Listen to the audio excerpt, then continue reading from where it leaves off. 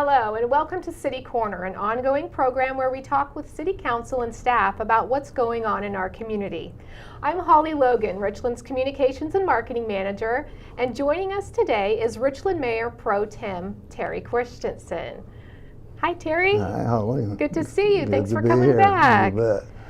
So you've been on council since 2011 and recently been elected for a second term as Mayor Pro Tem. How has your views of council decisions changed since you were first elected? Well, like every council member, when you first come on, you're full of enthusiasm, optimism, and you have so many things that you believe that you could do to make things better. Sure. And as you stay on council for a while, that becomes more tempered, and you come to realize that the biggest successes come out of long-term planning and revisiting your planning, making sure that you are on base with changing conditions and having to stick to it to where that happens. And it's actually ends up being very, very rewarding when you get years invested in projects and you finally start to see them come to fruition, that that they're good decisions. It's just it takes a long time to get there. So the enthusiasm doesn't necessarily go away, it's just tempered as you more get to realize it takes time. Due process, right. Yeah, it takes time to do it, yeah. Sure, so you actually were on the Parks and Recreation Commission, is that correct, prior to City Council? I spent just a hair over 10 years on the Parks and Recreation Commission. Oh, wow, okay. I think the last 6 years or so of that, then I was the chair of that. Okay. So, yes, I had a big interest in the parks, but it really wasn't necessarily parks. My bailiwick has always been quality of life in the town. Right. The parks are a big adder to that, but it's only a piece. What really brings quality of life in the city of Richland. Right, so I'm sure as a member of that commission you saw other ways that you could kind of contribute to our quality of life here as a council member. Well, actually you start to really start to learn about how the interaction between commissions, council, staff, how things work, so that you more understand about how you can be more successful in bringing about results. So it was a very good experience, and it's a good stepping off platform to serve on one of the city's commissions or committees to actually come up and serve on council. Yeah, that's great. So council recently held its annual retreat, and as a city council, you use this as a strategic planning session. What is your takeaway from this? And with the 2 new council members on board, was there any shift in the direction or what we're looking at as far as the strategic plan goes for the city? I don't think you'll see a big shift in direction.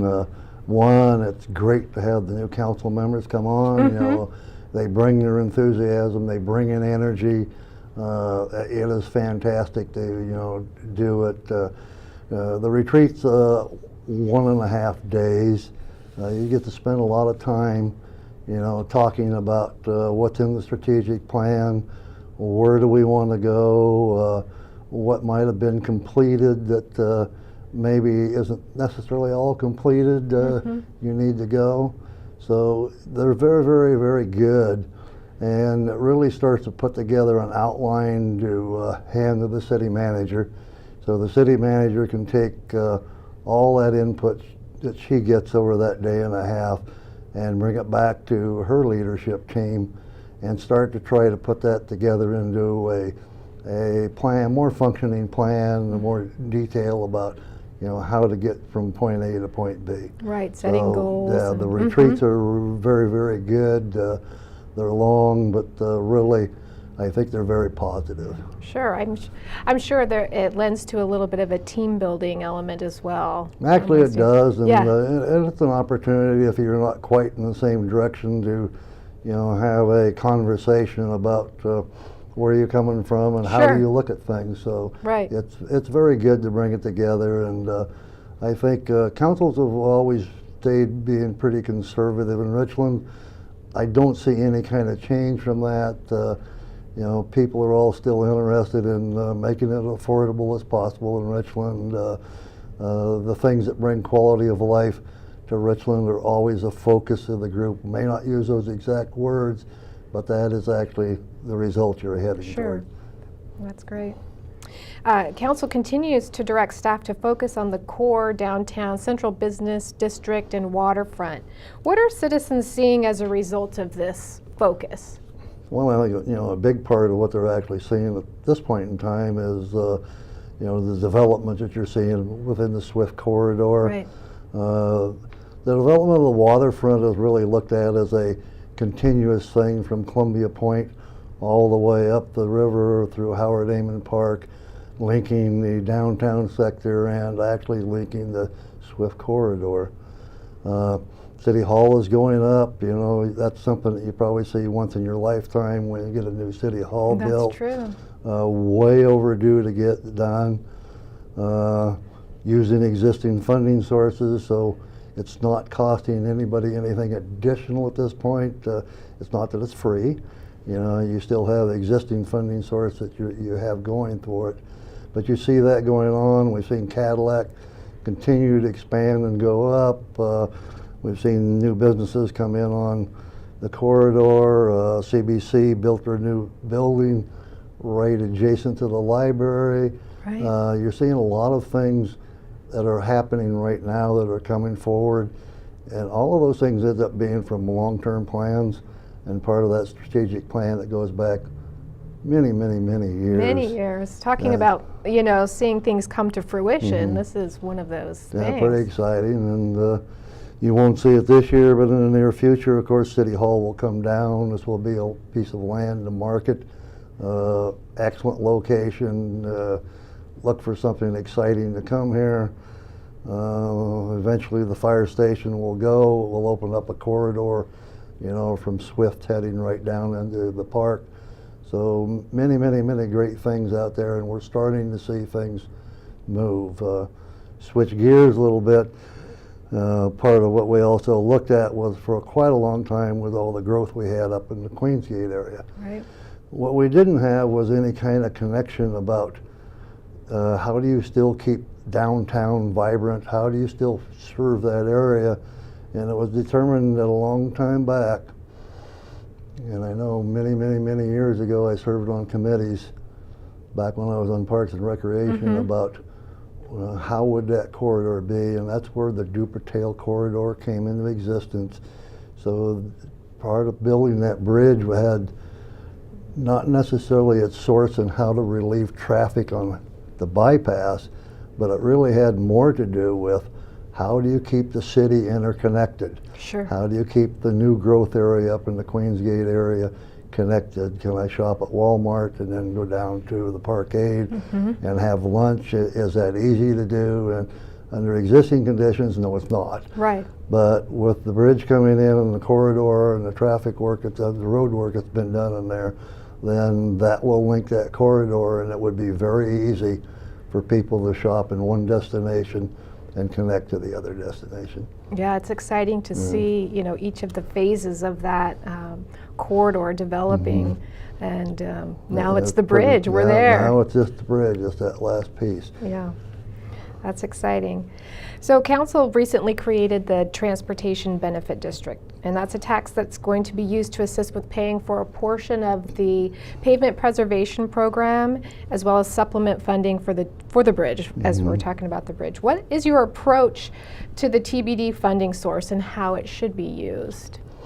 Well, one thing that we probably never really did was get good information out to all the residents in Richland about the condition of our roads and what we were trying to do to maintain them. And the city is, for several years now, has spent $1.2 million annually to try to keep up the roads. A few years back, the city actually went through and assessed every road and every street in the city of Richland, and they update that basically on an annual basis about what is the condition of those roads. And what we've seen was 1.2 million was not keeping up with the maintenance of the roads. You may not think it, but actually, and I'll keep using this word, quality of life. Sure. A big part of the quality of life is whether you drive down the street and you're going through potholes, or whether, you actually have a nice ride going. And we had to find some other way to try to influx more money into that road maintenance program. And that was the biggest driver about trying to bring about a transportation benefit district. It was rather than use something like property taxes to where everybody pays whether you use the roads or not, the transportation benefit district was more aimed at if you license a vehicle, you're driving on the roads, and it's more appropriate to have a pay-to-use type environment, and that brought it about. For a long time, a lot of the roads, we spent those dollars to try to fill in chuck holes, etc., like that. What we've tried to do is get away from that. If you continue to do it long enough, eventually that whole road will have to be tore out, and you will have to do a very expensive project of putting a new road base in there. And the city's program really is to do an overlay program. So you can take a road that has the tar marks in it where they fix the cracks and a few chuck holes and do an overlay program with it and get somewhere between 10 and 15 more years where it sits like it's a brand new road. That's the approach we need to take, and we are taking, and this transportation benefit district is the funding source for it. Almost all the money that comes out of this goes towards pavement preservation. A small portion does end up being off the bridge. The bridge wasn't funded fully by the state. I could give you my opinion about why it wasn't, but it's not necessarily progressive in here. But it didn't, and we continued to look for sources, and actually it got way down to where only a small portion of that actually ends up going toward the bridge. It's something like $2 million now, I think, is all that comes out of that. The bridge will start work this year. It's been put out for contract. In the very first year of collecting the license plate tab, 100% of all that money coming in that first year goes to pavement preservation. Hopefully in the first year we'll start getting information about what you're going to start to see. Sure. And if you happen to be one of the people who have on kind of a beat up road, hopefully your street might show up on there that rather than 5 years down the road that it's coming forward. As the bridge progresses, part of that money will start to be used, but in the long term it really is designed at trying to keep decent roads within the city of Richland. Right. Great. And so just to reiterate for folks, so this transportation benefit district is a tax that comes from your vehicle license fee from the state. So it will show in 2018, correct, for $20 for everyone who licenses a vehicle. Yeah, that is true. It will come through the state, so those people who started renewing their license plate tabs the 1st of January started paying that $20. That $20 does go to the state when you license your vehicle, and then that $20 the state will send back to the city of Richland, and it can only be used for the designated purpose. Okay, great. So switching gears a little bit, you've embraced social media during your campaigns and are a proponent for the city's use of social media for communicating with our citizens. However, as in the recent election, it can be used for the negative sometimes too. What should the city's responsibility be in handling this new medium, this new tool?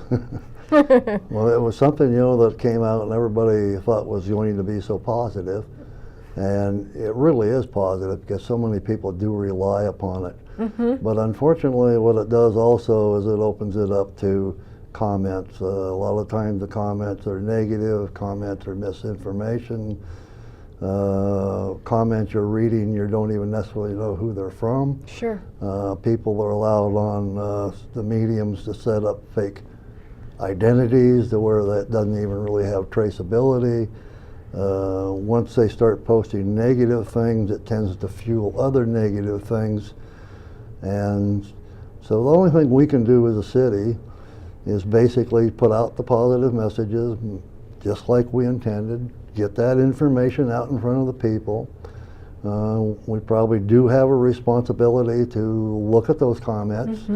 If anything is way almost on the edge of being unlawful or something like that, actually do remove those comments. Some people will say, well, that's against their First Amendment, they got a right to say what they want. Well, within reason, they do have, but not engage in the conversation, but just be aware the conversation is there. It's not unique to the city of Richland. I talked to peers in other cities, counties. They all experience the same kind of thing, and they're all asking about, well, is there a perfect answer to it? And there's not a perfect answer to it. It is the way times have changed, and it's amazing how many people really look upon, like Facebook, as their news source. They do, yeah. And it seems like more and more people are online rather than read the local newspaper and stuff for their source of information. So yes, we need to keep getting the messages out. We need to keep people informed about what's going on in the town, and just do a good job like you're doing right now. Great. Maybe more. Well, it's not going away, that's for sure, No, right? no, it's not just going going to away. continue in this trend, I think. So what can we do, Terry, to drive innovation in our region while also continuing to provide jobs? Just look about innovation as what's new, what's changing like that. Innovation sits in the wheelhouse of the entrepreneur. The entrepreneur is, I have a hobby, I'm trying to get my supplies, the only way I can get them is online. And when I do them online, I don't necessarily know the texture or something like that. And they decide that, hey, this is something that they can do and do it. The city of Richland provides resources for startup businesses. Actually, the Chamber of Commerce actually has assistance in that. If it's large enough, TriDec has programs to try to help businesses. So it's more about the opportunity there and bringing in there. When the more of these we get, actually it adds to the quality of life in the town, because there's things that you don't have to do. You don't have to go look at Walmart or Target, and if they don't have it, then you're forced to buy it online, because you find out right within the city that, hey, you can get those kind of supplies, or you can get that particular product here. Some of those take off and they're great ideas and they really go. And like any new business startup, there's no guarantee. So it's not a matter of looking about, well, we don't have a certain franchise or a chain store here. To me, innovation is more looking at the smaller people, the ones who are thinking out of the box, or the ones that say, hey, why don't we have, and those are the ones that bring it, and the more we bring, the better it makes it for all of us. Sure, and diversifying, the industries that we have. And actually, we've been in a really robust time here for a long time, lots of new businesses, and we see a lot of that coming. And unfortunately, they're not all great ideas, or they're a great idea, but they didn't market right or something like that. So they're not all guaranteed successes. But boy, we sure see a lot of it, and a lot of the smaller businesses are here. Yeah, it's exciting. So you serve as liaison to the Benton County Affordable Housing Steering Committee. As our city continues to grow, how important is it to see that we have affordable family homes in all areas of Richland? Well, in all areas of Richland.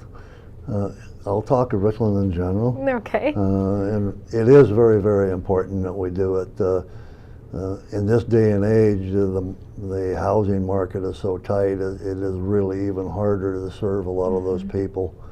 The Benton County 2060 Fund, for those who don't know this, is actually a county-wide, and it's a property tax, a very, very small part of a property tax that is collected, and it goes to the Benton County, and Benton County looks at it, the county as a whole, and how to use those rare resources to try to help it. So when we look at that specifically, as I look at it with just my Richland hat on, then we actually have to look about Richland Kennewick as we are a community. Right. So it isn't a matter of I look for the county money and can only try to drive it into the city of Richland, but I look for the person who is in an adverse situation at home and is now homeless, or the teen that is dislocated because of family problems at home or something, and do we have a resource and can we help them? So there's not large dollars that come in it, but they are very, very important dollars. The present makeup of the advisory group that sits there today is more interested in trying to find ways to invest those dollars to bring about more, rather than when I first came on that committee some 6 years ago or so, it was a blend about trying to provide them with operating costs as well as maybe new places. Now we're trying to get away from operating costs and try to get into either more affordable housing places, more places to be, or at least improvements to where they can maintain them and keep them up to a decent standard for the people who are unfortunate and have to use them. So staying on the topic of housing, you also serve as the liaison for the Code Enforcement Board. Is the city's current direction on code enforcement working, in your opinion? Actually, I'm not the liaison now. I'm actually the second. Oh, Back okay. up. But I did serve for years on that, and it is something that got my interest, and watched how it was going on. I went out and rode with the code enforcement officers to see what they were doing in the field, so that I had that experience and could talk to them to understand. As we do code enforcement today, it is almost exclusively complaint driven. So if you have a neighbor who has code violations, the city is not driving by and seeing it and taking action. They are waiting for the complaint to come in. Honestly, that's not working. You may have a neighbor who doesn't want to turn it in because they're intimidated by the other person. There may be somebody who is just not somebody to speak out. And so not all of those, as a matter of fact, many of those don't get turned in. So, but if somebody does complain and you come in, it's not an isolation at that point. So if they complained about me at my house because I was storing garbage in my front yard and coolers and things like that, when code enforcement comes in, they take a wider view and they look at the neighborhood to see if they're going to try to get one person corrected, that everybody in that same area is corrected. And it would almost work, but I would defy anybody to drive within central Richland, any of the north, south, or east, west corridors, and not see, and that's the main roads, that's not all the other side roads, see how many things are dead lawns, weeds, overgrowing the yards, people have quit watering, dead trees, inoperable vehicles sitting in yards. Those things are there. It tells you it's not working. Unfortunately, it's like a virus. Once one house tends to start to run down, it starts to spread within a neighborhood. And if you let that go far enough, then neighborhood will spread to neighborhood. And then you get the consequences that come along with that is housing values go down. An elderly person's lived in their life, all their life, and the main thing they own is that house. The value is gone. The neighborhood might be less safe now.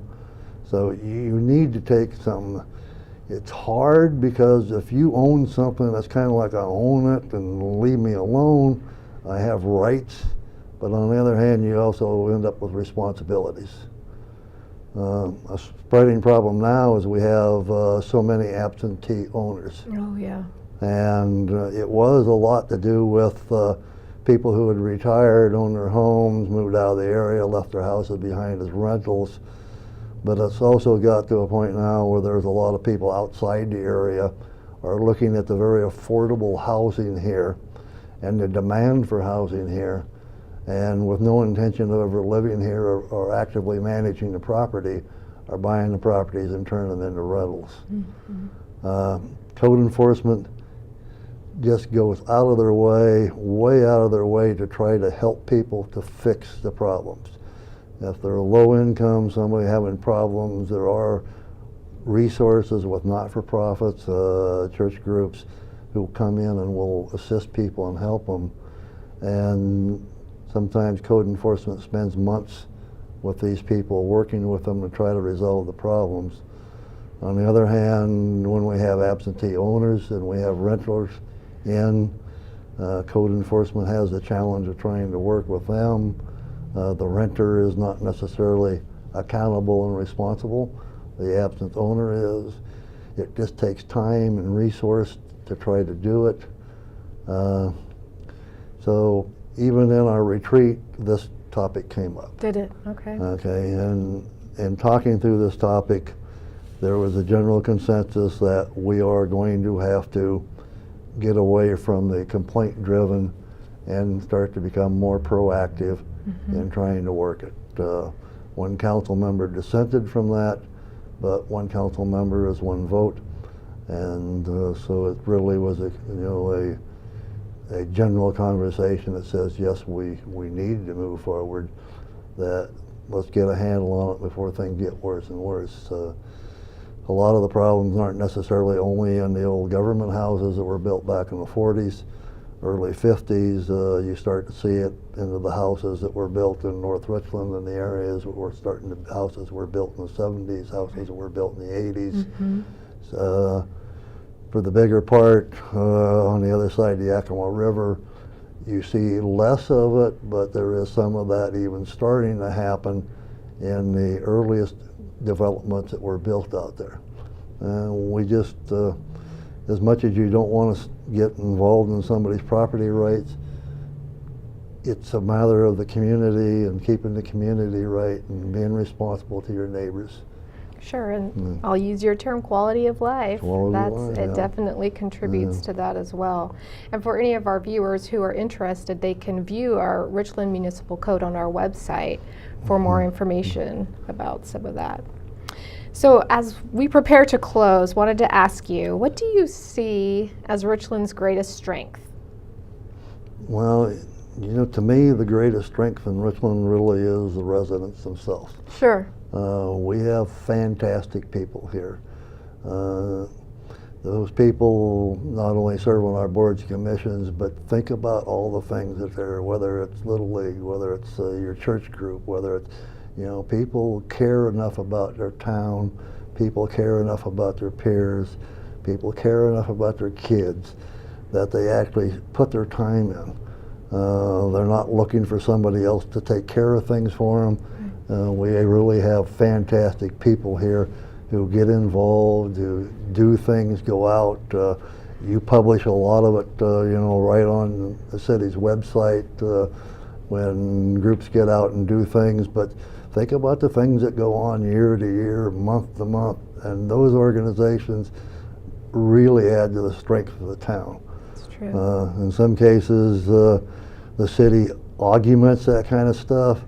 I think the city ought to be more even supportive of those groups that are out there trying to do it, about asking them, what can we do for you to get you even more successful, to where you can grow, there can be more opportunities for people to do things. So it's a big quality of life thing to me, but it is our people, and we have overall a fantastic group of people living in Richland, and I'm proud to be part of them. I agree. Well said. Thanks to Mr. Christensen for joining us today. If you have any questions about your city, a great place to start is the city's website. Just go to the link at the bottom of your screen. Thank you for joining us on this edition of City Corner. I'm Hollie Logan, and we'll see you next time.